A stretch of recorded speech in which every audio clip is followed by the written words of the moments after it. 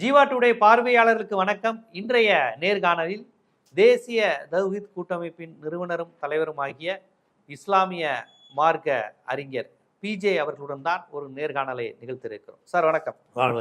நீங்க உங்களுடைய உரை அப்படிங்கிறது பொதுவாக இஸ்லாமியர்கள் மத்தியில் ஒரு வாழ்வியல் மறுமை வாழ்வு, நம்ம என்னெல்லாம் செய்யலாம், இதெல்லாம் ஹராம் இதெல்லாம் ஹலால், இது மாதிரியான உரைகளுக்கு ரொம்ப ஒரு முன்னெத்தியராக தமிழ்நாட்டில் இருக்கும். குறிப்பாக 90களுக்கு பிறகு இந்த தௌஹீத் சித்தாந்தம், ஏக இறைவன், வீட்டில் 786ன்னு எழுதாதீங்க, இணை வைக்காதீங்க அப்படின்னு நிறைய தர்கா வணக்கம் கூடாது, அங்கே போய் சிலை வணக்கம் கூடாது அப்படின்னு இஸ்லாமியர்களிடையே ஒரு சீர்திருத்தம் செய்யக்கூடிய ஒரு அமைப்பு அந்த வேளையில் ஒரு முன்னெத்தியராக இருந்தவர். 90களுக்கு பிறகுதான் தௌஹீத்துங்கிற கான்செப்ட்லாம் இங்கே அதிகம் வந்தது. ஆனால் நீங்க ஒரு அரசியல் கட்சியில் குறித்து எனக்கு தெரிஞ்சு அதிகம் பேசி நான் பார்த்ததில்லை. ஒரு வாழ்வியல் பண்பாடு, இஸ்லாம் குறித்து வருகின்ற முரண்பாடு, மாற்று சமூகத்தினர் வரக்கூடிய கேள்விகள் புதிர்கள் குறித்து வாங்க பேசுவோம். கடவுள் இல்லைங்கிறீங்களா, வாங்க பெரியாரை பற்றி பேசுவோம், ஈசா நபி இயேசுவை பற்றி நான் பேசுறேன், இப்படிதான் நீங்க அறியப்பட்டிருக்கீங்க. ஆனால் ஒரு கட்சியை விமர்சிச்சு பார்த்ததில்லை. ஜெயலலிதா அம்மையாரை அந்த இனிமேல் பிஜேபியோட கூட்டணி வைக்க மாட்டேன்னு 99ல் வாழ்வுரிமை மாநாட்டில் அவங்க சொன்னாங்க, நான் தவறை செய்து விட்டு இனிமேல் பிஜேபியோட கூட்டணி வைக்க மாட்டேன்னு 99ல். அதை தாண்டி தேர்தல் அரசியலில் நீங்கள் பெரும்பாலும் ஒதுங்கிதான் இருப்பீங்க. அது வேணாம், போஸ்டர், தலைவர், அது இதுன்ட்டு அதுவே ஒரு ஹராம் மாதிரி தான் இருக்குங்கிற மாதிரியான ஒரு கான்செப்ட்ல நீங்க இருப்பீங்க. ஆனா நாம் தமிழருங்கிற ஒரு கட்சி குறித்து கடுமையான விமர்சனங்களுடனும், இல்ல இது ரொம்ப ஆபத்து, இது தொடக்கத்திலே கிள்ளி எறியணுங்கிற மாதிரியான ஒரு எச்சரிக்கை உணர்வோடும் நீங்க ஒரு வீடியோ போட்டிருந்தீங்க. ஏன் சீமானை கண்டு இவ்வளவு கோபம் வருவதற்கு என்ன காரணம்? பாஜகவை விட பல மடங்கு நீங்க அதை எச்சரிக்கை உணர்வோடு விமர்சிப்பதற்கு என்ன காரணம்? அதுக்கு என்ன காரணம்னு கேட்டால், அரசியல் கட்சிகள்லாம் மதத்தில் தலையிட மாட்டாங்க. அவங்களுக்குண்டு ஒரு மத நம்பிக்கைகள் இருக்குமே தவிர, இந்த கட்சியில் வர்றவனையெல்லாம் இந்துவாக ஆக்கணுங்கிற ஒரு கருத்து அதிமுகவும் கிடையாது, திமுகவும் கிடையாது, காங்கிரஸும் கிடையாது, யாருக்குமே கிடையாது. பிஜேபிக்கு மாத்திரம்தான் அந்த கர்வாபஸிங்கிற ஒரு அஜெண்டா வச்சுருக்கிறாங்க. இந்த சீமானுடைய இதை பார்க்கும் பொழுது அது உருவாக்குனதை முஸ்லீம்களையும் கிறிஸ்துவர்களையும் இந்துத்துவாவில் சேர்க்கறது, காவிகளாக மாற்றுறது, இதுதான் அவங்களுடைய அடிப்படை கொள்கையாகவே உருவாக்கப்பட்டுச்சு. அப்போ அரசியல் கட்சிங்கிறது முதன்மையானது இல்லை. உங்கள் நோக்கம் ஒரு அரசியல் ஏதாவது ஒரு மக்கள் உணர்வை தூண்டக்கூடிய வகையில் தமிழ் தேசியம்னு எதையாவது சொல்லி மக்களை வென்றெடுத்து அவங்கள இஸ்லாமிய நம்பிக்கையிலேருந்து வெளியேற்றுவது, கிறிஸ்துவ நம்பிக்கையிலேருந்து அவங்க வெளியேற்றி அவங்க சிலை வழிபாடு செய்யக்கூடியவர்களாக வேறு பேரில் செய்யக்கூடியவர்களாக மாற்றுறது தான் அவங்களுடைய திட்டம். அப்படிங்கிறதுனால தான் இது அரசியல் கட்சி மாதிரி நம்ம எடுத்துக்கொள்ள முடியாதுங்கிற முடிவுக்கு வர்றோம். இப்படி வருவதற்கு என்ன அடிப்படை ஆதாரம்னு கேட்டால், இந்த இயக்கத்துக்காக வேண்டி ஒரு பைலாங்கிறாங்கல்ல விதி, அந்த விதி நாம் தமிழர் ஆவணம் அப்படின்னு ஒரு 120 பக்கம் கொண்ட ஒரு புத்தகத்தை அவங்க வெளியிடுறாங்கன்னா பரவலாக வெளியிடலை, அவங்களுக்கு வேண்டிய முக்கிய தலைவர்களுக்குள்ளே மாத்திரம் பகிர்ந்து கொள்ளக்கூடிய வகையில் 1000 பேர் தான் அடித்தவங்கிறாங்க. அப்போ அந்த மாதிரி அந்த ஆவணம்னு சொல்லி ஒன்று ரெடி பண்ணுறாங்க. அந்த ஆவணத்தில் தேர்தல் கமிஷனுக்கு கொடுக்குற ஆவணங்கிறது வேறு, நம்ம நடைமுறைக்கு வைத்திருக்கிற ஆவணம் இதுதான். தேர்தல் கமிஷனில் சில கொள்கைகளை சொல்ல முடியாது, அதனால் தேர்தல் கமிஷனில் எங்கள் கொள்கை இதுதான்ட்டு ஒன்று அறிவிச்சிருவாங்க. அது போக நாம் கடைப்பிடிக்கிறதுக்குன்னு ஒரு ஆவணத்தை உருவாக்கியிருக்கிறோம், இந்த ஆவணப்படி தான் இந்த இயக்கம் செயல்படும்னு அதை ஆவணத்தை வெளியிடுறாங்க. அந்த ஆவணத்துடைய உள்ள விஷயத்தை நீங்கள் பார்த்தீங்கன்னா, முஸ்லீம்களை இஸ்லாத்தை விட்டு வெளியேற்றி அவங்கள சிலை வணக்கம் செய்கிறவர்களாக மாற்றுறது அவங்களுடைய நோக்கமாக இருக்கிறது. அவங்களுடைய வழிபாட்டு முறையை மாற்றணுங்கிறது அவங்களுடைய நோக்கமாக இருக்கிறது. இதை அங்கங்கே அந்த ஆவணத்தில் குறிப்பிடுறாங்க. அந்த ஆவணத்தை கூட 120 பக்கம் கொண்ட ஆவணத்தை கூட உங்களுக்கு நான் பிடிஎஃப்பில் உங்களுக்கு தர்றேன். மொத்த ஆவணம் உங்களுக்கு இருக்குது. அதில் அந்த ஆவணத்துடைய முன்னுரையிலேயே இது முன்னுரை, அந்த ஆவணத்தின் முன்னுரை, அந்த முன்னுரை உங்களுக்கு நான் தர்றேன், ஃபைலாக தர்றேன். நாம் தமிழர் கட்சியின் தலைமை ஒருங்கிணைப்பாளர் செந்தமிழர் சீமான் அவர்கள், நாம் தமிழர் கட்சியின் முன்னணி தலைவர்கள், மூத்த வழக்கறிஞர்கள், பல்வேறு நிலை கட்சி பொறுப்பாளர்கள் ஆகியோர் கருத்துக்களை உள்வாங்கிய நிலையில் பல அமர்வுகள் ஆன்றோர் அவையினரோடு கலந்தாய்வு செய்ததன் விளைவே இந்த ஆவணம். இந்த ஆவணங்கிறது ரஃப்பு கிடையாது, இது ஃபைனல். இது பல அறிஞர்கள் பல கட்ட கூட்டங்கள் நடத்தி இப்படித்தான் நம்ம அமைப்பு செயல்படணும்னு இதை உருவாக்கியிருக்கிறோம்னு சொல்லி அவரே ஒரு கையெழுத்து போட்டிருக்கார். செந்தமிழன் சீமான் கையெழுத்து போட்டு அதில் இருக்கிறது. ஆனால் இது எப்படி இந்த ஆவணம் வெளியே வந்த பிறகு என்ன செஞ்சிட்டாங்கன்னா, அது ஒரு ரஃப் காப்பியாக நாங்கள் எங்களுக்குள்ள வச்சுருந்தோம், டிஸ்கஷனுக்கு வச்சுருந்த ஒரு விஷயம், அதை ஒன்று லீக் ஆகிடுச்சு, அதை வைத்துக்கொண்டு இப்படி சொல்கிறாங்க, நாங்கள் இஸ்லாமுக்கு எதிரி இல்லைன்னு அவங்க சொன்னாங்க. ஆனால் இது அப்படி சொல்லலை. அந்த புத்தகத்திலேயே நாங்கள் பல கலந்துரையாடல் பண்ணி நாங்கள் ஆய்வு செஞ்சு தான் இந்த முடிவுக்கு வந்திருக்கிறோம் அப்படின்னு சொல்லி இந்த ஆவணம், அதுபோக ஆவணத்தை விளக்கப்படுத்தும் முகமாக முன்மாதிரி முழக்கங்களும் முறைவீச்சு தெரிப்புகளும் செயல்பாட்டு கொள்கைகளும் ஆவணத்தில் இடம்பெற்றுள்ளன. அதனினும் மேலாக ஆவணத்தை துல்லியமாக விளங்கிக் கொள்வதற்கு உதவியாக கலைச்சொல் விளக்கம் என்ற பகுதியும் இறுதியில் சேர்க்கப்பட்டுள்ளது. இந்த ஆவணத்தை படிக்கும் முன் இதை படித்து முடித்தால் பயன் மிகுதியாக இருக்கும் அப்படின்னு சொல்லிட்டு, இந்த ஆவணப்படி நடப்போம், ஆவணத்தை காப்போம், ஆவணப்படி நடப்போம், ஆவணப்படி முடிப்போம் அப்படின்னு சொல்லி இந்த ஆவணம் அஃபீஷியலாக வெளியிட்டதுங்கிறதுக்கு உள்ள ஆதாரம் இது. சரி, இதில் என்ன அவங்க சொல்கிறாங்கன்னு கேட்டால், 1000 ஆண்டுகளுக்கு மேலாக நம் மீது திணிக்கப்பட்டுள்ள சாதி மத அடையாளங்களையெல்லாம் நீக்கணுமா.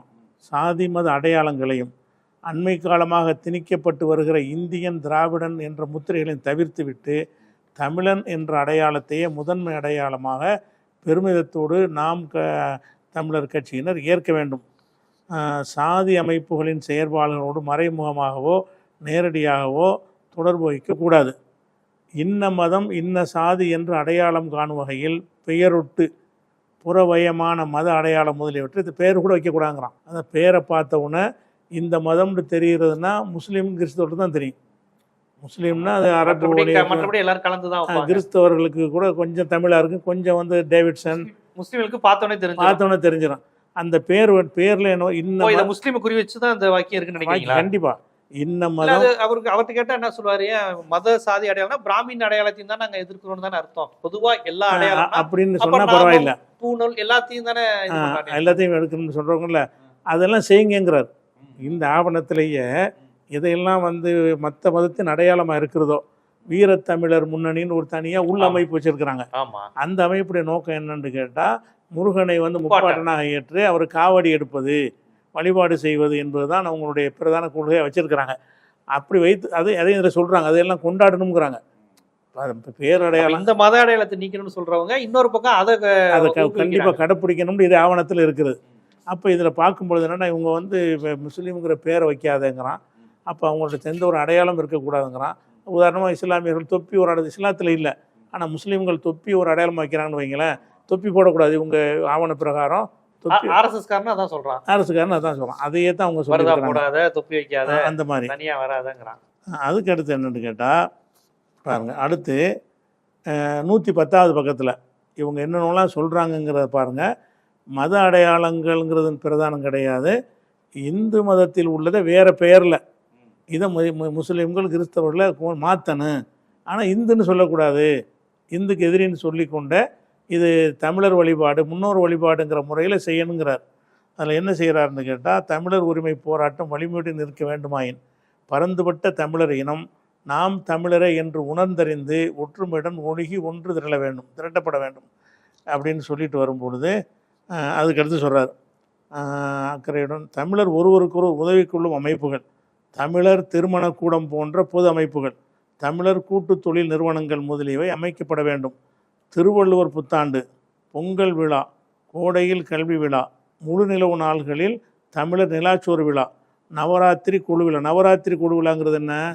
இதெல்லாம் கண்டிப்பாக மத அமைப்பு வரலையா? மத அமைப்பு தானே. நவராத்திரிங்கிற ஒரு இந்து மதத்தில் தெய்வங்களை பொம்மையாக வைத்து வழிபடக்கூடிய ஒரு விஷயம். அதுவே வைணவமா சைவமான அதுலேயே 2-3 பிரிவு இருக்கிறாங்க. அதை செய்யணுங்கிற அது அந்த சட்ட விதியிலேயே நவராத்திரி கொண்டாடணுங்கிறாரு. நவராத்திரி விழா கொண்டாடணுன்ட்டாரா.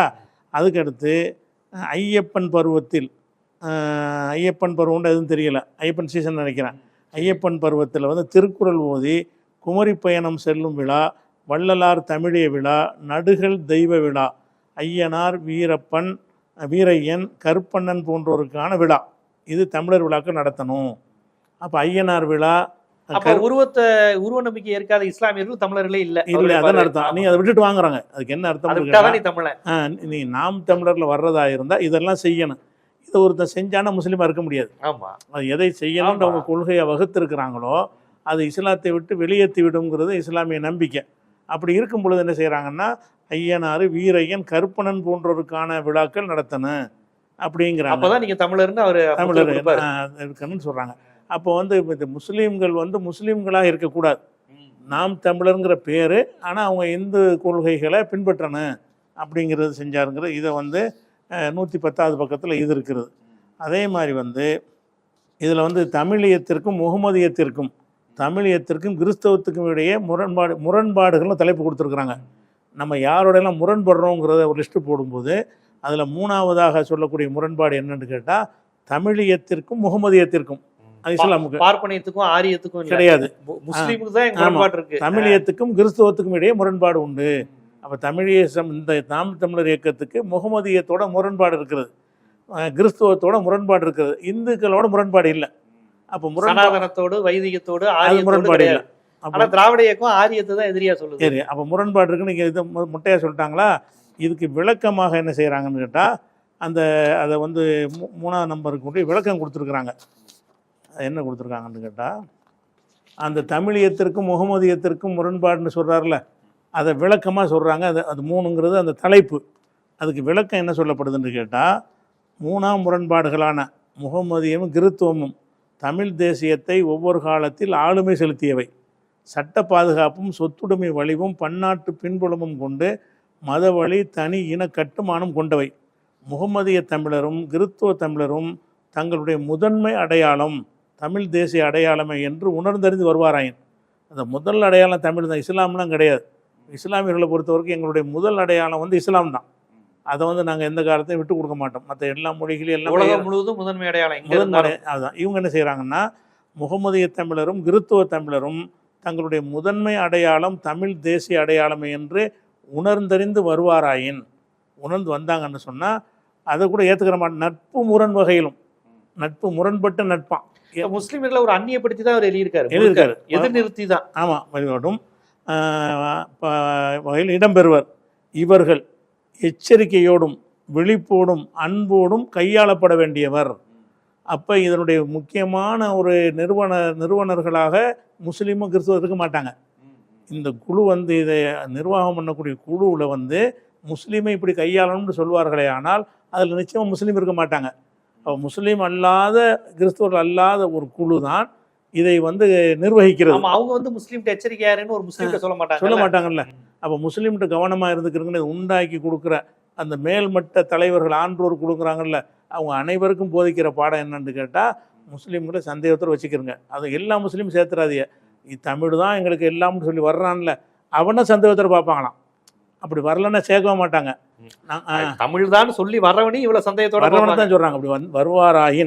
அப்படி வருவாராயின் இவர்கள் எச்சரிக்கையோடும் விழிப்போடும் அன்போடும் நடிக்கிறது.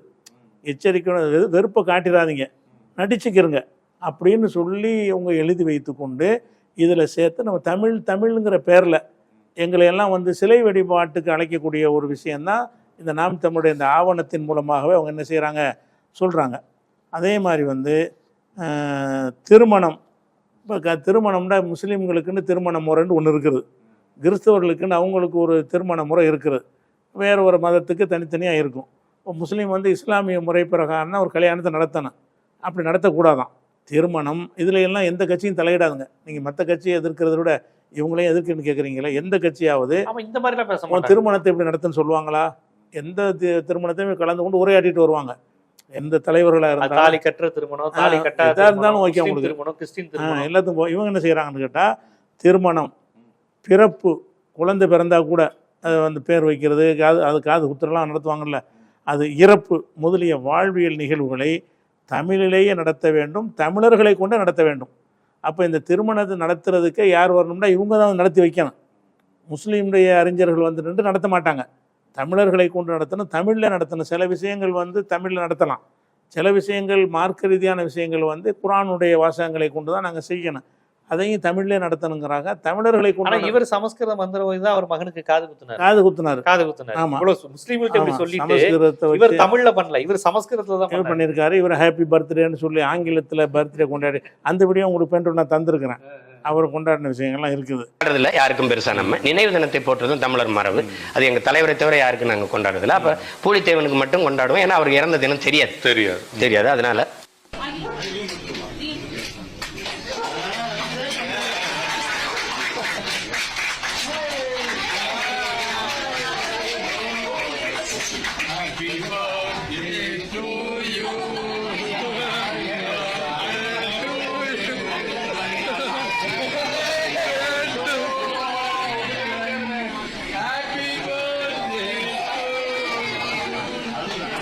அப்போ வந்து இது ஒரு விஷயத்தை நம்ம முஸ்லீம்களை வெளியேற்றுறதுக்குள்ள வேலையத்தை நம்ம பார்க்குறோம். அது போக வந்து இப்போ ஐயர், ஐயங்கார், பிராமணர்னு சொல்கிறோம்ல, இவங்களையெல்லாம் அந்த பாப்பான்கிற ஒரு இடத்துல வச்சுருக்குறோம். இந்த நூலில் பல இடங்களில் ஐயர்னு வரும், பல இடங்களில் ஐயங்கார்னு வரும், பல இடங்களில் அந்தனர்னு வரும், பாப்பாண்டு வரும். இந்த மாதிரி சொற்களுக்கெல்லாம் கலைச்சொல் விளக்கம்னு பின்னாடி கொடுத்துருக்குறாங்க. சரி, இதுக்கு என்ன மாதிரி நீங்கள் விளங்கி கொள்ளணும் அப்படின்னு சொன்னால், பாப்பான் என்பதற்கு அர்த்தம் ஆய்வாளன், இளைஞன். பாப்பாண்டா வந்து அந்த பாப்பான் கிடையாது. பாப்பானுக்கு அர்த்தமே என்ன?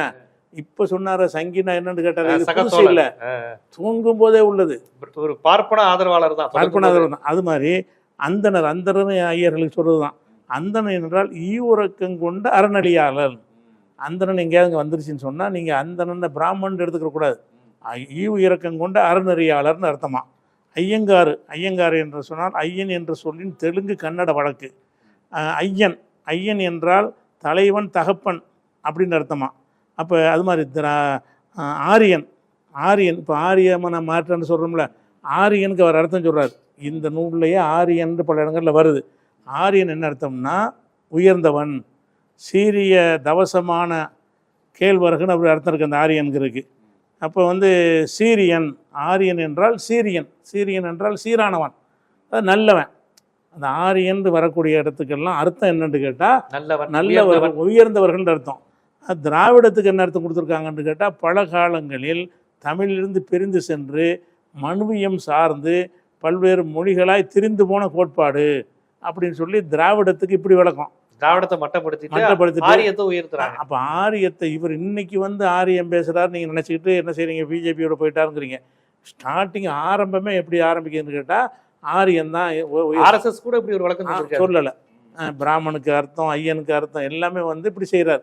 அப்போ இதை பார்க்கும்பொழுது தான் இவர் திட்டமிட்டு முஸ்லீம்களை வந்து இஸ்லாத்தை விட்டு வெளியேற்றுறதுக்கு உள்ள வேலைகளை செய்கிறாரு அப்படிங்கிற ஒரு விஷயத்தை இதில் சொல்கிறார். அதே மாதிரி தனியாக சுடுகாடு அமைப்புங்கிறாரு, அதுவும் சொல்கிறாரு. முஸ்லீம்களுக்குன்னு அடக்கஸ்தலம்னு ஒன்று இருக்கிறது, எங்கள் முறைப்படி அதை அடக்கம் செய்கிறன்னு சில வழிமுறைகள்லாம் இருக்கிறது. நீ அங்கேருந்து பிரிந்து வந்து எப்போ இடுகாடு அமைப்பாங்கன்னு கேட்டால் வேறு சமுதாயமானதான் அமைப்பாங்க. வேறு ஒரு மதமாக, வேறு ஒரு சமுதாயமாக நீ மாறினா தான் அவங்க இடுகாடுலாம் அமைப்பாங்க. திமுகவுக்கு இடுகாடாக இருக்குது, அதிமுகவுக்கு இடுகாடு இருக்கா, காங்கிரஸுக்கு இருக்கா? மதத்துக்கு தான் இருக்கும், மதத்துக்கும் ஜாதிக்கும். இவர் என்ன செய்கிறாருன்னு கேட்டால் முஸ்லீம்களை வந்து தனி இடுகாடுக்கு வாங்குறாரு. அப்போ அங்கேருந்து இப்போ முஸ்லீம் சமுதாயத்திலேருந்து பிரித்தெடுக்கணும். அப்போ இந்த தமிழரை உண்டாக்கும் பொழுது அவங்க வந்து முஸ்லீம்களை நம்ம ஏமாற்றி மொழி உணர்வை தூண்டி தமிழ் தேசியம்ங்கிற ஒரு போலியான ஒரு வாதத்தை வைத்து அதில் ஈர்க்கப்பட்டு வருவான்ல, அவனை வந்து நம்ம வழிபாட்டு கொண்டு போகிறது. அப்படிங்கிறதுனால தான் வீரத்தமிழர் முன்னணின்னு உள்ள அமைப்பு வர உண்டாக்குறாங்க. நாம் தமிழருக்குள்ளேயே வீரத்தமிழர் முஸ்லீமும் இருக்கணும், முஸ்லீம் இருப்பாங்க. முஸ்லீமுக்கு தலைமை பொறுப்பு கொடுக்கக்கூடாதுன்னு இதில் விதி வச்சிருக்கிறாங்க. முஸ்லீம் இருப்பாங்க, முஸ்லீமுக்கு தலைமை பொறுப்பு கொடுக்கக்கூடாது, முஸ்லீம் அல்லாதவர் தான் இருக்கணும்னு தீர்மானம் போட்டு திருநெல்வேலியில் பெரிய சண்டையே நடந்திருக்கு நாம் தமிழர் கூட்டத்தில். அவங்க மக்களை கேட்டிருக்காங்க, ஏன் அப்படி எழுதி வச்சுக்கிறீங்கன்னு சொல்லி. அப்போ அதில் என்ன செய்கிறாங்கன்னு கேட்டால் காவடி எடுக்கிறாங்க. ஹுமாயூன் கபீர் மாதிரி ஆட்கள்லாம் காவடி எடுக்கிறாங்க, முருகனுக்கு காவடி எடுக்கிறாங்க. அப்போ நீங்கள் காவடி அதை நம்பி நீங்கள் எடுத்தாத ஒரு விஷயம். நீங்கள் இஸ்லாம் என்று சொல்லிக்கொண்டு அதை எடுத்தீங்கன்னு சொன்னால் முஸ்லீம்களை வந்து ஏமாத்துறது தானே. முஸ்லீம்களை வந்து இவருக்கு தெரியும் உருவத்தை வணங்கக்கூடாது, உருவத்துக்கு சக்தி இல்லைன்னு இவருக்கு நம்ப தெரியும்ல. இந்து மக்கள் நம்புறாங்கிறது தெரிஞ்சு பண்றாங்கன்னா ஏமாத்துறது தானே. அப்போ முஸ்லீம்களை வந்து இஸ்லாத்தை விட்டு வெளியேற்றுறதுக்கு உண்டாக்குனது தான் நாம் தமிழருங்கிறத அதனுடைய புத்தகத்திலே கொள்கைகளை வகுத்து வைத்து கொண்டு இருக்கிறாங்க. இது வெளியே கசிஞ்சு வந்த உடனே தான் ஆடி போகிறாங்க. நடிக்க ஆரம்பிக்கிறாங்க, அதிகமாக நடிக்க ஆரம்பிக்கிறாங்க. கசியப்பட்டு வெளியிடப்படல. எப்படியோ வெளியே வந்துருச்சு. அப்படியே வந்த ஒருத்தர் வந்து இப்போ மதுரைக்கார் ஒருத்தர் விலகினார்ல, முக்கியமான பொறுப்பில் உள்ளவர், நாம் தமிழரில் ஆரம்ப காலத்தில் இருந்தார் ஒரு பேர் ஒருத்தர், அவர் விலகினார். அவர் விலக முன்னாடி அதுக்கு விளக்கம் கொடுத்தார். நாங்கள் எங்களுக்குள்ள அதை வைத்திருந்ததை வந்து யாரோ ஒருத்தர் வெளியிட்டு விட்டார்கள் என்று விளக்கம் கொடுத்தார். அவர் இப்போ நாம் தமிழில் இல்லை. அவர் வீடியோவில் விளக்கம் அந்த வீடியோ உங்களுக்கு இருக்குது. அவர் விளக்கம் கொடுத்ததும் உங்களுக்கு அந்த பெட்ரோலில் தந்திருக்கிறேன். அப்போ வந்து நாம் தமிழருங்கிறத நமக்குள்ளதை வைத்துக்கொள்வோம், முஸ்லீம்களை ஏமாற்றுவோம், கிறிஸ்தவர்களை ஏமாற்றுவோம், அவங்கள்ட்ட கேட்டால் தமிழர்னு காட்டிக்கிறோம்.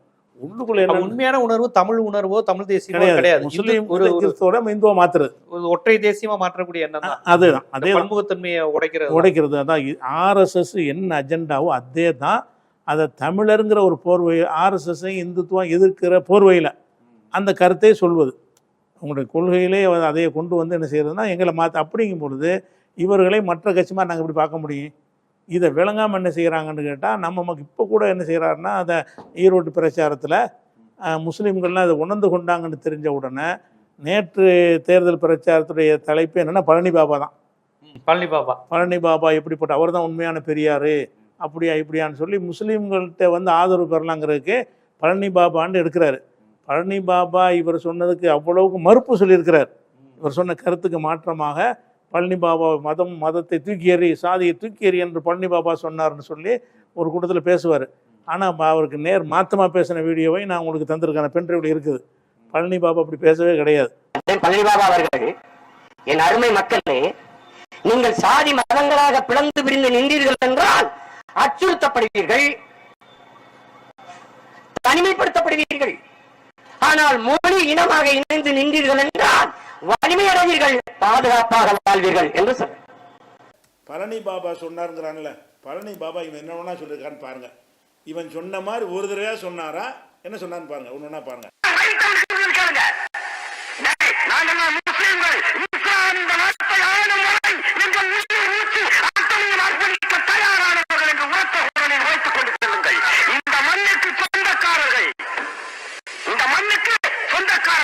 நான் ஏற்றுக்கொண்டு செல்கின்ற மார்க்கம் இஸ்லாம். இந்தியாவே இந்துவோ, இந்திய மண்ணுக்கு இந்து என்ற வார்த்தையும் சொந்தமல்ல.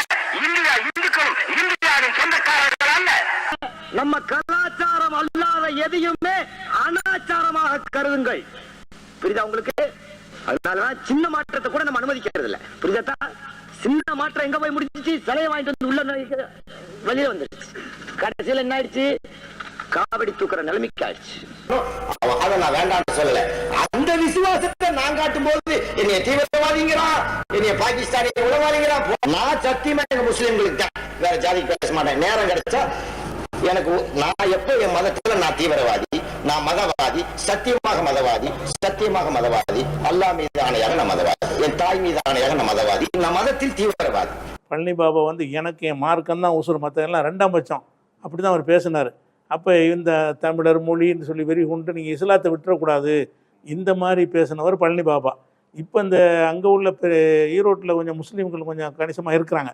அந்த முஸ்லீம்களுடைய வாக்கு பெறணுமாக இருந்தால் பழனி பாபா நம்ம RSS பக்கம் போயிட்டோம், அதை வந்து மக்கள் விளங்கிக்கிட்டாங்க. இப்போ வந்து முஸ்லீம் ஆதரவு பெறுவதற்கு நேற்று பேச்சு பூரா பழனி பாபா தான். பழனி பாபாவுடைய புகழ் ஆரம்பித்து நபிகள் நாயகம்னு ஆரம்பிக்கிறார். ஆரம்ப உரை என்னன்னு கேட்டால், தீமைக்கு அஞ்சாமல் போரிடுவதுதான் சிறந்த ஜிஹாத் என்று நபிகள் நாயகம் ஸல்லல்லாஹு சொன்னார்கள் என்று செய்கிறாரு. அந்த பிரச்சாரத்தை நேற்று உரையில் ஆரம்பிக்கிறார். அப்போ முஸ்லீம்களை வந்து ஏமாத்துறதுக்கு தான் இந்த வேஷம் போடுறாங்களே தவிர, இவர்களுக்கு நாளைக்கு இந்த பழனி பாபாவை அவன் யார் பழனி பாபா நிச்சயமாக கேட்பார். பெரியார் கேட்ட மாதிரி, பெரியார் இப்படி ஒரே ஒரு ஆளு ராமசாமி அப்படின்னு கேட்குறாரு, அப்படி இப்போ கேட்குறாருல, இதே மாதிரி பழனி பாபாவை நாளைக்கு கேட்பார். பெரியாருடைய பிரபாகரனுடைய அன்னமகனை இவன் யாருன்னு அந்த டேஸ் பையன் கெட்ட வார்த்தை சொல்லியிருக்கிறார். அதெல்லாம் ஏமாத்துறாங்க, இப்போ வணங்க மாட்டேங்குது. பழனி பாபாவை இவர் அதே ரேஞ்சில் கண்டிப்பாக சொல்லுவார். இவருக்கு எதிராக பழனி பாபா சொன்னாருங்கிற கருத்து மக்கள்கிட்ட வந்துருச்சுன்னு சொன்னால் அவன் யார் பழனி பாபா அப்படி நிச்சயமாக சொல்லக்கூடிய ஆள் தான் இவர். அதனால நாங்கள் என்ன செய்கிறோம்னு கேட்டால், இவர் ரொம்ப ஒரு ஆபத்தான ஒரு ஆளாக இருக்கிறாரு அப்படி இந்த ஒரு அடிப்படையில் செய்கிறோம். ஒன்று இது போக இது எழுதி தான் வைத்திருக்கிறாங்கன்னு பார்த்தோம்னா, எழுதி வைத்திருக்கிறது மட்டும் இல்லாமல் நடைமுறையிலையும் என்ன செய்யறது, அவ்வப்போது வாயிலிருந்து வந்துடுது. எப்படி வருது? அவருடைய உரைகளில் நீங்கள் பார்த்தீங்கன்னு சொன்னால், இந்துக்களை மதமாரி திருப்பி எங்கள் இதுக்கு வாங்கன்னு கூப்பிட்றாரு. இந்துக்களை தான் கூப்பிட்றாரு. இதுக்கு அவர் உண்டாக்குன தமிழம்ங்கிற மதத்தை கூப்பிட்றாரு. அப்போ ஒரு செய்தியாளர் கேட்குறாங்க, நீங்கள் இந்துக்களையும் கூப்பிட்றீங்க, முஸ்லீம்களையும் கிறிஸ்தவர்களையும் பற்றி நீங்கள் பேச மாட்டேங்கிறீங்களேன்னு ஒருத்தர் கேட்குறாரு. அந்த கேள்விக்கு பதிலாகத்தான் அவங்களையும் தான் கூப்பிட்றேன், முஸ்லீம்களையும் தான் கூப்பிட்றேன். அவங்க வந்து தாய் மதத்துக்கு திரும்ப வேண்டும். ஆமாம். ஒன்று ஐரோப்பிய மதம், ஒன்று வந்து அரேபிய மதம். இஸ்லாம்ங்கிறது அரேபிய மதம், இது வந்து இந்த கிறிஸ்தவம் என்பது ஐரோப்பிய மதம்.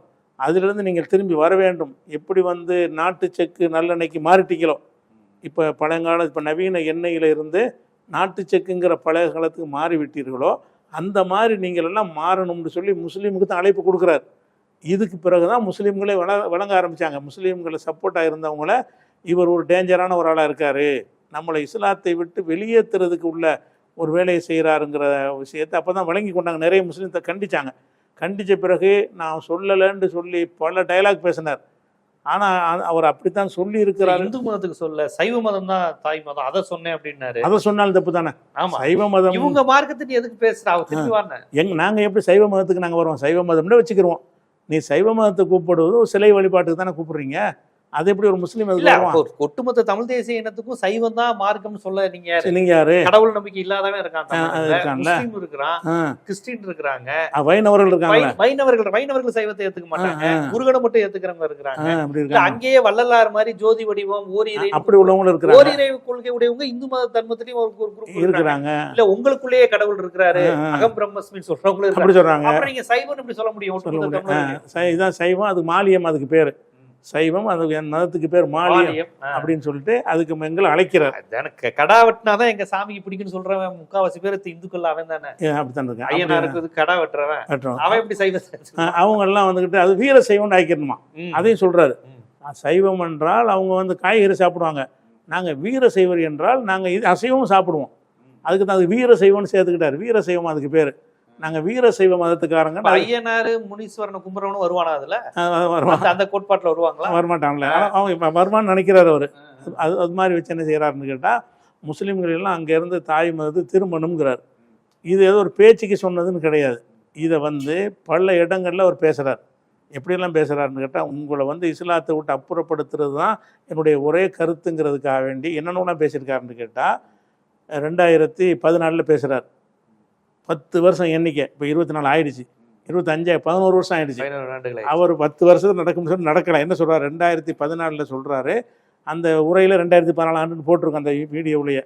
அதில் என்ன சொல்றாருன்னு கேட்டால், எப்படி வந்து முஸ்லீம்களுக்கு குரான் வேதமாக இருக்கிறதோ, முகமது நபியாக இருக்கிறாரோ, கிறிஸ்தவர்களுக்கு எப்படி பைபிள் வேதமாக இருக்கிறதோ, அது மாதிரி நான் ஒரு மதத்தை உண்டாக்குறேன், என் மதத்துக்கு பேர் தமிழம், இந்த மதத்தின் தான் 10 வருஷம் பிறகு எல்லாரும் இருப்பார்கள், இந்த மதத்தில் எங்களுடைய முப்பாட்டம் தான் இந்த கடவுள், எங்களுடைய திருக்குறள் தான் எங்களுடைய வேதம், இதெல்லாம் குரான்லாம் வெளிநாட்டு வேதம், பைபிள்லாம் வெளிநாட்டு வேதம், இதுதானே ஆர்எஸ்எஸ் சொல்கிறாங்க. ஆர்எஸ்எஸ் சொல்கிறான். இது அப்படியே பச்சையாக என்ன செய்கிறாருன்னு சொன்னால், ஒரு மதம்தான் என்பதை இந்த ஆவணத்தில் உள்ளது மறுக்கிறாங்கல்ல, மறுக்கலை, பகிரங்க மேடை போட்டு பேசுகிறார்.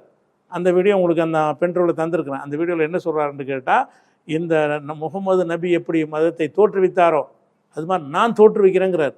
முகமது நபி மதத்தை இப்படி தான் முகமது தோற்றுவித்தார், இப்படி தான் இயேசுவும் தோற்றுவித்தார், அது வந்து சமத்துவத்தை சொல்லக்கூடிய ஒரு மதம் இன்றைக்கு உலகத்தில் இல்லை, நான் உருவாக்குறேன் அப்படின்னு சொல்லி. பிறப்பால் உயர்வு தாழ்வு பார்க்காத மதம், ஏழை பணக்காரன் என்று வர்க்க வேதம் பாராட்டாத மதம் இல்ல. அதனால நாங்க உருவாக்குறோம். அந்த மதத்திற்கு பெயர் தமிழம். எங்களது மார்க்கம் தமிழம். எங்களுடைய வழிபாடு இயற்கை, எங்களுடைய தெய்வங்கள் எமது மூத்தோர்கள், எமது நன்னறி, எமது வேத நூல் திருக்குறள். என்னடா புதுசாக மார்க்கம் மதம் எல்லாம் பேசிட்டு எனக்கு இப்படித்தான் என் குருநானக் பேசினேன், இப்படித்தான் புத்தம் பேசினேன், இப்படித்தான் கிறிஸ்தவ மதத்தை பரப்புனாங்க, இப்படித்தான் இஸ்லாமிய மதத்தை பரப்புனாங்க, இப்படித்தான் ஆரிய பார்ப்பனிய இந்து மதத்தை தூக்கிட்டு வந்தது. இன்னைக்கு நாங்க பேசுறது வேடிக்கையா இருக்கலாம். எழுதி வச்சுக்க, சரியா 10 ஆண்டுகளில் மொத்த தமிழனும் இந்த மதத்துக்குள்ளதான் இருக்கு. எழுதி வச்சுக்க, சரியா 10 ஆண்டுகளில் மொத்த தமிழனும் இந்த மதத்துக்குள்ளதான் இருக்கு. எழுதி வச்சுக்க, சரியா 10 ஆண்டுகளில் மொத்த தமிழனும் இந்த மதத்துக்குள்ளதான் இருக்கு. எது சமத்துவமா? நீ இஸ்லாத்தையெல்லாம் விட்டுட்டு வந்துருன்னு சொல்வது சமத்துவம். சமத்துவம் இஸ்லாத்தெல்லாம் இருக்குன்னு சொல்லி பெரியார் சொல்றாரு. அவர் திட்டுறாரு. ஆனால் சமத்துவத்துக்காக வேண்டி இங்கே வான்னு சொல்லி கூப்பிடுறாரு. அப்போ இந்த பெரியார் தான் முஸ்லீம் எல்லாம் ஓடி போயிருங்க, பாகிஸ்தான் போயிருங்கன்னு சொன்னாரு, ம், துலுக்கேன்னு சொல்லி கேவலப்படுத்தினாரு, நீங்க எப்படி பெரியார் ஆதரிக்கிறீங்க அப்படின்னு கேக்குறாரு. அப்படின்னு இப்போ கேட்குறாருல. ஆ. இப்போ உள்ள வீடியோவில் என்ன செய்கிறாருன்னு கேட்டால், அந்த ஈரோட்டில் போய் தான் அது பேசுகிறார். பேசும்போது பெரியாரை நீங்கள் ஆதரிக்கிறீங்க, அங்கே முஸ்லீம் சப்போர்ட்டுக்காக என்ன செய்கிறாருன்னா சொல்கிறார், ஆர்எஸ்எஸ்காரங்க கூட உங்களை நாட்டை விட்டு போன்னு சொல்லவில்லை, ஓடி போன்னு சொல்லவில்லை, துலுக்கன் என்று சொல்லவில்லை, பெரியார் சொன்னார் அப்படின்னு சொல்லி ஒரு பேச்சை பேசுகிறார். பெரியார் சொல்லலை, எழுதியே இருக்கிறார். என்ன துலுக்கர்கள்லாம் போங்கன்ட்டு இப்போ பகிரங்கமாக எழுதியும் இருக்கிறார். அதில் மாற்று கருத்து இல்லை. அவருடைய குடியரசுடைய எல்லா இதழ்களும் என்கிட்ட ஃபைலாக இருக்குது. அதில் அந்த அனைத்தையும் நான் படிச்சிருக்கிறேன். அவர் அந்த வாசகத்தை எழுதியிருக்கிறார். அது எழுதக்கூடிய காலத்தில் அவர் இந்த வகுப்பு வாரி சித்தாந்தம் இதையெல்லாம் பேசக்கூடிய காலம் இல்லை. துவக்க காலத்தில் இருக்கும் பொழுது என்ன செய்கிறாருன்னா, காங்கிரஸில் இருக்கிற காலத்தில், அந்த காலத்தில் தான் இதையெல்லாம் அவர் பேசியிருக்கிறார். அந்த கருத்து அப்படி தான், அவரோட கருத்து அப்படி தான் இருந்துச்சு ஆரம்பத்தில். அதுக்கு பிறகு அந்த நிலையில் இருந்தாரான்னு பார்க்காம என்ன செய்கிறாருன்னா, அதை எடுத்து போட்டதுனால தான் இது தலையிட வேண்டிய அவசியமே ஏற்பட்டுச்சு. நீங்கள் சொன்ன இந்த மேட்ரை எடுத்து அந்த வீடியோவும் பாருங்கள், சீமான் பேசின வீடியோ அதில் நான் அவங்க தந்திருக்கிறேன். அதில் எப்படி சொல்கிறாரு, பெரியார் உங்களை எல்லாம் நாட்டை விட்டு போன்னு சொன்னார், இவருக்கு பின்னாடி நீங்கள் போகலாமா, ஆர்எஸ்எஸ் கூட சொல்லலை, இந்து முன்னணி கூட சொல்லலை, அதை சொன்னார் பெரியார்னு சொல்லி முஸ்லீம்களை பெரியாரை வெறுக்க வைத்து, அதன் மூலமாக நம்ம தமிழர்களுக்கு மத்தியில் ஒரு நல்லுறவை போயிட்டுருக்குல்ல, மத நல்லிக்கத்தை கெடுக்கிற மாதிரி அதை சொன்ன பிறகு தான் இவன் ஒரு விஷக்கிருமி, இதை ஒழிச்சாகணுங்கிற ஒரு எண்ணத்துக்கு நான் அந்த பதிவை நான் போட்டேன். பெரியார் சொன்னது நிஜம்தான், பெரியார் பல விஷயங்களை சொல்லியிருக்கிறாரு, பெரியாருடைய எல்லா கருத்துலையும் உடன்பாடும் கிடையாது, பெரியாருடைய நாத்திகளோட விவாதமும் பண்ணியிருக்கிறோம். அது இருந்தால் நீங்கள் திராவிட கழகத்திலே சேர்ந்துருக்கலாம்ல. இன்னும் சொல்ல போனால் அவருடைய பெரியாருடைய கருத்துக்கள் பிற்காலத்தில் இருந்த கருத்தை நம்ம விமர்சிச்சிருக்கிறோம், நாமளும் விமர்சிச்சிருக்கிறோம். அவர் மாற்றி கொண்ட கருத்தை விமர்சிக்கலை. பெரியாருடைய கருத்தை விமர்சிக்கிறோம் என்று சொன்னால் இறுதியில் அவர் அந்த கருத்து உதாரணமாக அனைத்து சாதியரும் அர்ச்சகர் ஆகலாம்னு அவர் சொல்கிறார்ல, அது கடைசி வரைக்கும் அவருடைய நிலைமை. இதை நாம் சரி இல்லைங்கிறோம். இது சிந்திக்கிற முறை இல்லை. நீங்கள் அது கடவுள் இல்லைங்கிறீங்க, கடவுள் இல்லைன்னு அதுக்கு போய் அர்ச்சகம் செய்கிறத பற்றி நீங்கள் ஏன் பேசுகிறீங்க, அதை விட்டு வெளியேற்றுறதானே உங்களுடைய கடமையாக இருக்கணும் என்று நாங்கள் நாத்திகருடைய விவாதத்தில் பேசியிருக்கிறோம். அது உங்களுடைய வாதம். அப்போ தமிழில் வழிபாடு செய்யணும்னு கோரிக்கை வைக்கிறாங்க. எதுக்கு நீ தமிழ் எதில் அதான் இல்லைங்கிறீங்க, கடவுள் இல்லைங்கிறீங்க, மறையும் அதுக்கு போய் வழிபாடு செய்யணும், இவனை போய் முறை அங்கே தள்ளுறீங்க. அந்த கடவுள் இல்லைன்னு மீட்டெடுத்த வந்தவனை நீ போய் தமிழில் போய் வழிபாடு நடத்துன்னு சொல்லுவது அந்த இடத்துல தமிழ் மொழியை நீச மொழி என்று ஆரியம் சொல்லுது, தமிழர்களை தொடக்கூடாத சூத்திரர்கள் என்று சொல்லுது. எனக்கு நம்பிக்கை இல்லை, பட் நம்பிக்கை உள்ளவனுக்கு சுயமரியாதை காப்பாத்துறேன்னு சொல்லி தான் பெரியார் அப்படி சொல்றாரு. அவர் அந்த நேரத்தில் அந்த சிலை வணக்கத்தையோ கடவுள் நம்பிக்கையோ ஏத்துக்கலாம். அவர் அப்பயும் நாத்திகரா தான் இருக்கு. நாத்திகரா இருந்தாலும் அந்த இதையும் ஏற்றுக்கொண்ட ஒரு நிலையில் இருந்தனால தான் இந்துக்களும் பெரியாரை மதிக்கிறாங்க. அவர் நிலைப்பாடு இந்த ஒரு நாத்திகராக இருந்தாலும் தமிழ் வழிபாடு கூறுறாரு, நம்மளை அர்ச்சகராக்கிறதுக்காக குரல் கொடுக்குறாரு அப்படிங்கிறதுனால தான் இந்துக்கள் அவரை எதிர்க்கலை. எல்லாருமே கடவுள் இல்லை, கடவுள் இருக்கிறான்னு சொல்லி கொண்டே பெரியாரை மதிக்கிறாங்க. ஏன்னா பெரியார் அவங்கள மதித்தார். கடவுள் இல்லை இருக்குன்னு சொல்லக்கூடிய அவங்கள நீ வழிபாடு செய்ய விடு, அவங்கள பூஜை செய்யறதுக்கு அனுமதி கொடு, அவங்க தமிழில் செய்ய அனுமதி கொடுன்னு போராடினார். அப்போ இந்துக்களுக்காக போராடினார்கள் செய்கிறாங்க. இதில் நம்ம மாறுபட்ட கருத்து இருக்குதுன்னு சொன்னோம். அவரோட விவாதம் பண்ணியிருக்கிறோம் அந்த குரூப்போட. உங்கள் கோட்பாடு அடிப்படையில் இப்படி பேசலாம். அவருடைய கடைசி கருத்து எதுவாக இருக்கிறதோ அந்த கருத்து இந்த வகையில் தவறு என்று எனக்கு பட்டால் அதை நான் பேசலாம். இவங்க சொல்கிறது என்னென்னா மாற்றி கொண்ட விஷயம். முஸ்லீம்களை விரட்டணுங்கிறது கடைசி வரைக்கும் ஒரு நிலைப்பாடு இல்லை. முஸ்லீம்களுக்கு வகுப்பு வாரி இடம் ஒதுக்கீடு கொடுக்கணும்ன்ற நிலை அவர் கடைசி நிலைமை. அப்போ கடைசி நிலையில் அவர் மாற்றி கொண்டு இருக்கும் பொழுது வேணும்னு அவர் மேலே வெறுப்பை விதைக்கிறாங்களே. அப்படி அதுவும் இல்லை, தாழ்த்தப்பட்ட மக்கள் மாநாட்டுக்கு போய் உங்களுக்கு ஒரு செகண்ட்ல இந்த இழிவு நீங்க தீண்டு இளைஞர்னா நீங்க இஸ்லாமியா மாறிக்கோங்கலாம் பேசியிருக்காங்க, சொல்லியிருக்காரு. அவ்வளோ தெளிவாக சொல்லியிருக்கும் போது அவர் இஸ்லாத்தின் எதிரியாக முஸ்லீம்களுக்கு ஒரு இனிய மார்க்கம்ங்கிற வார்த்தையை அவர் தான் சொன்னார். ஆமாம், இன இழிவு நீங்க இஸ்லாமிய நன்மருந்துன்னு அது புத்தகமாக வெளியிட்டாங்க. அதை இப்போ கொஞ்ச காலமாக அந்த திராவிட கழகத்தில் வெளியிடுறது இல்லை. அந்த புத்தகம் மட்டும் விற்பனைக்கு அவங்க வைக்கலை, முன்னாடி வெளியிட்டாங்கன்னு வைங்களேன். அந்த வெளியிட்ட பிறகு என்கிட்ட எல்லாம் கூட இருக்குது. அப்போ இன இழிவு நீங்க இஸ்லாமிய நன்மருந்துங்கிற அந்த ஒரு சொல்வதன் மூலமாக அதுவும் ஒரு பெரும் கூட்டத்தினர் இஸ்லாத்தை தழுவிய ஒரு நிகழ்ச்சியில் பேசுகிறார். ஒரு பெரும் கூட்டத்தினர் இஸ்லாம் மதத்தை ஏற்றுக்கொண்ட நிகழ்ச்சியில் போய் தான் இஸ்லாம் தான் உங்கள் நண்பருந்து, இதுதான் சரியான முடிவு எடுத்திருக்கிறீங்க அப்படின்னு சொன்னார். அப்போ முஸ்லீமுக்கு எதிர்ப்பு அவர்கிட்ட கிடையாது, முஸ்லீமை விரட்டணுங்கிற ஒரு கொள்கை அவர்கிட்ட கிடையாது. இருந்துச்சானா ஒரு காலத்தில் இருந்ததை கொண்டு வச்சுக்கிட்டு ஆர்எஸ்எஸ் சொல்லாததையெல்லாம் பெரியார் சொன்னார்னு பெரியார் மீது விருப்பம் உண்டாக்கி அதன் மூலமாக ஓட்டு அறுவடை செய்வதற்காக வேண்டி பெரியார் ஆதரிக்கிறவங்கலாம் முஸ்லீம் எதிரின்றாயிரும்ல. பெரியார் எதிரி ஆயிட்டாருன்னு சொன்னேன், பிஜேபி போட மாட்டாங்க, சீமானுக்கு போட வைக்கிறதுக்கு போட வைக்கிறதுக்காக வேண்டி இதன் மூலம் முஸ்லீம் ஓட்டை பெறுவதாக இருந்தால் பெரியார் எதிரியாக காட்டினா அண்ணா திமுக எதிரி, திமுக எதிரி, திராவிட கழகம் எல்லாம் முஸ்லீமுக்கு எதிரின்னு வந்துடும். எல்லாம் எதிரியாக வந்தால் இவர் தான் நமக்கு நிற்கிறாரு அப்படின்னு காட்டுவதற்குத்தான் இந்த இதை எடுத்து போடுறார். இந்த ஒரு அயோக்கியத்தனமான ஒரு வாதம் வைக்கக்கூடாதுங்கிறதுனால தான் இதை நம்ம வந்து இந்த மாதிரி பிரச்சனை தலையிடாத நம்ம தலையிட்டதுக்கு காரணம் என்னென்னு கேட்டால், இவர் வெறுப்பு விதைக்கிறதுக்கு முயற்சி பண்ணுறாரு, ஓட்டு அறுவடைக்கு முஸ்லீம்களை ஏமாத்துறதுக்கு பயன்படுத்த பார்க்குறாரு. அது இந்த எலெக்ஷன் நேரத்தில், இடைத்தேர்தல் நேரத்தில் இதை சொல்வதன் மூலமாக முஸ்லீம்களுடைய வாக்குகளை எல்லாம் நம்ம பக்கம் திருப்பிடலாம். ஓ, பெரியார் இப்படி ஒரு எதிரியா, இவர் தான் நமக்கு உள்ள ஆளா அப்படி காட்டுறாங்களாம். பெரியார்னா ஆன்டி பிராமின்ங்கிறது போய் ஆன்டி முஸ்லீம் தான் பெரியார், ஆன்டி முஸ்லீம் தான் பெரியாருங்கிற மாதிரி அதை சிதைக்கும் பொழுது தான் இது ஒரு அயோக்கியத்தனமான ஒரு வாதம் வைக்கிறாருங்கிற அடிப்படையில் நம்ம அதை பற்றி பேச வேண்டி வருது. அதனால வந்து பெரியார் வந்து இறுதி காலத்தில் எதிரியாக இருந்ததே கிடையாது. ரொம்ப நண்பர்களாக பெரியாருடைய இயக்கத்தில் முக்கியமான பொறுப்புகள்ல எல்லாம் அவங்க இருந்திருக்கிறாங்க. நாகூர் அனிஃபாவெல்லாம் ரொம்ப மதிப்பார். அவர் நாகூர் அனிஃபா ரொம்ப சின்ன வயசா இருக்கும் போதே பெரியார் மேடையில ஏறி பாடுவாருலாம் இருக்குது. அவர் அப்போ அது ஒதுக்கக்கூடிய நிலை இருந்துச்சுங்கிற உண்மை.